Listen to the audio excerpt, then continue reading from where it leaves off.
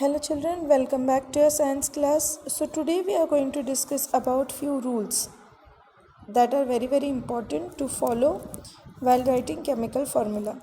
While writing chemical formula, certain rules need to be kept in mind. These rules are given below. The valencies or charges on the ions must be balanced. In case of a compound consisting of a metal and non-metal, the symbol of the metal is written first. For example, in calcium chloride and zinc sulfide, calcium and zinc are metals, so they are written first, whereas chlorine and sulfur are non-metals. In case of compounds consisting of polyatomic ions, the polyatomic ions are enclosed in a bracket before writing the number to indicate the ratio.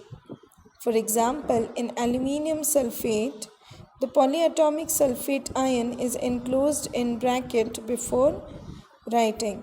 So you can't just write it normally or randomly, you need to write them in the bracket. Compound composed of two different elements are called binary compounds. These are the simplest compounds.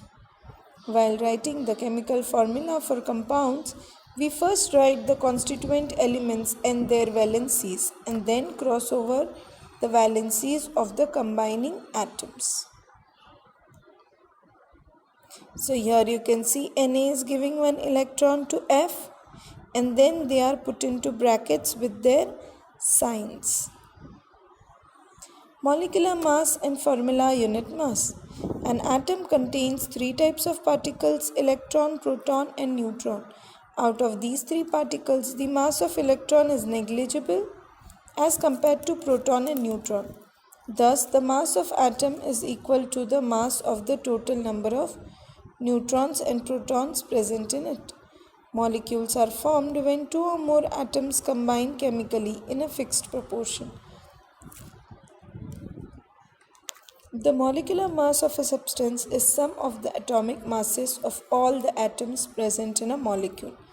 This is also called the relative molecular mass and its unit is called atomic mass unit.